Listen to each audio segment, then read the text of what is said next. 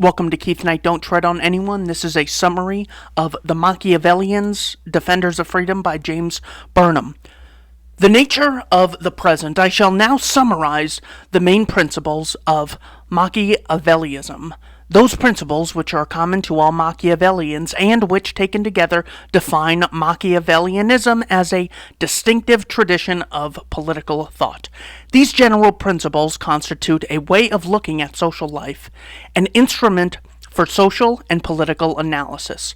They are capable of being applied concretely in the study of any historical period, including our own, that may interest us.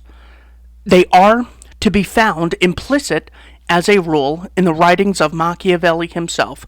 The modern Machiavellians, with a vastly increased number of historical facts at their disposal, have explicitly formulated them. In each case, in the list that follows, I shall state in parentheses the contrary point of view, which is opposed to the Machiavellian principle. In order to understand what a thing is, we must understand also what it is not. 1. An objective science of politics and of society, comparable in its methods to the other empirical sciences, is possible. Such a science will describe and correlate observable social facts, and on the basis of the facts of the past, will state more or less probable hypotheses about the future.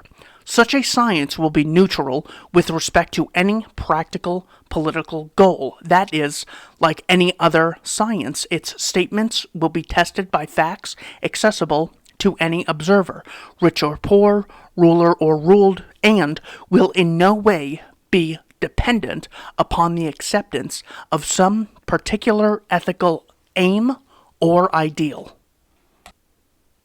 Contrary views hold that a science of politics is not possible because of the peculiarity of human nature, or for some similar reason, or that political analysis is always dependent upon some practical program for the improvement or destruction of society, or that any political science must be a class science, true for the bourgeoisie, but not for the proletariat, as, for example, the Marxists claim.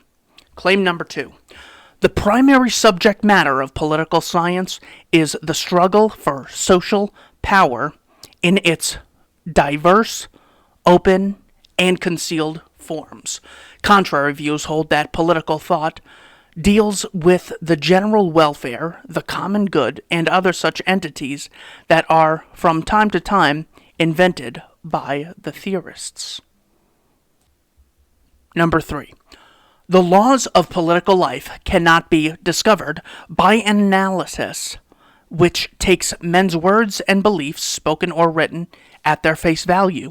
Words, programs, declarations, constitutions, laws, theories, philosophies must be related to the whole complex of social facts in order to understand their real political and historical meaning. The contrary view pays chief attention to words, believing that what men say they are doing, or propose to do, or have done, is the best evidence for what they actually do. Number 4. Logical or rational action plays a relatively minor part in political and social change. For the most part, it is a delusion to believe that in social life men take deliberate steps to achieve consciously held goals. Non-logical action, spurred by environmental changes, instinct, impulse, interest, is the usual social rule. The contrary views assign an important or the primary place to rational action. History is conceived as the record of the rational attempts of men to achieve their goals. Number 5. For an understanding of the social process, the most significant social division to be recognized is that between the ruling class and the ruled, between the elite and the non-elite. Contrary views either deny that such a division exists, or consider that it is unimportant, or believe that it is scheduled to disappear. Number 6, historical and political science is above all the study of the elite, its composition, its structure, and the mode of its relation to the non-elite. Contrary views hold that history is primarily the study of the masses, or of individual great men, or purely of institutional arrangements. Number 7. The primary object of every elite or ruling class is to maintain its own power and privilege. The contrary view holds that the primary object of the rulers is to serve the community. This view is almost invariably held by all spokesmen for an elite, at least with respect to the elite for which they are speaking. Among such spokesmen are to be numbered almost all of those who write on political and social matters. Number 8. The rule of the elite is based upon force and fraud. The force may, to be sure, be much of the time hidden or only threatened, and the fraud may not entail any conscious deception. The contrary views hold that social rule is established fundamentally upon God-given or natural right, reason, or justice. Number 9. The social structure as a whole is integrated and sustained by a political formula which is usually correlated with a generally accepted religion, ideology, or myth. Contrary views hold either that the formulas and myths are truths or that they are unimportant as social factors. 10. The rule of an elite will coincide now more, now less, with the interests of the non-elite. Thus, in spite of the fact that the primary object of every elite is to maintain its own power and privilege, there are nevertheless real and significant differences in social structures from the point of view of the masses.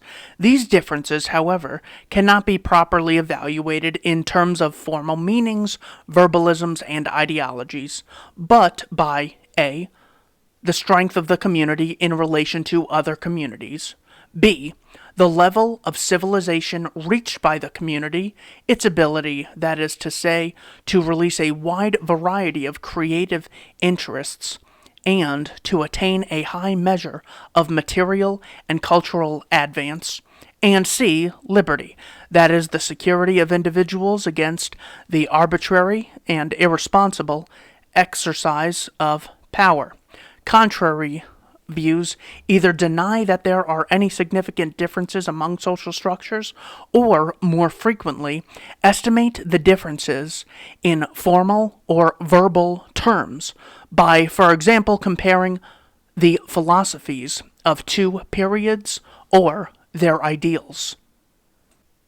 11. Two opposing tendencies always operate in the case of every elite. A. An aristocratic tendency whereby the elite seeks to preserve the ruling position of its members and their descendants, and to prevent others from entering its ranks. B. A democratic tendency whereby new elements force their way into the elite from below. Though few views would deny the existence of these tendencies, some would maintain that one of them could be suppressed so that an elite could become either completely closed or completely open. 12. In the long run, the second of these tendencies always prevails. From this, it follows that no social structure is permanent and no static utopia is possible. The social or class struggle always continues, and its record is history. Contrary views conceive a possible stabilization of the social structure. The class struggle, they say, can, should, and will be eliminated in the heaven on earth or a classless society, not understanding that the elimination of the class struggle would, like the elimination of blood circulation in the individual organism, while no doubt getting rid of many ailments, at the same time mean death. 13. There occur periodically very rapid shifts in the composition and structure of elites, that is, social revolutions. Contrary views either deny the reality of revolutions or hold that they are unfortunate accidents that could readily be avoided. It may be remarked that these Machiavellian principles are much closer to the more or less instinctive views of practical men who are themselves active in the social struggle than to the views of theorists, reformers, and philosophers. This is natural because the principles are simply the generalized statement of what practical men do and have been doing, whereas the theorists, most often comparatively isolated from direct participation in the social struggle, are able to imagine society and its laws to be as they would wish to have them.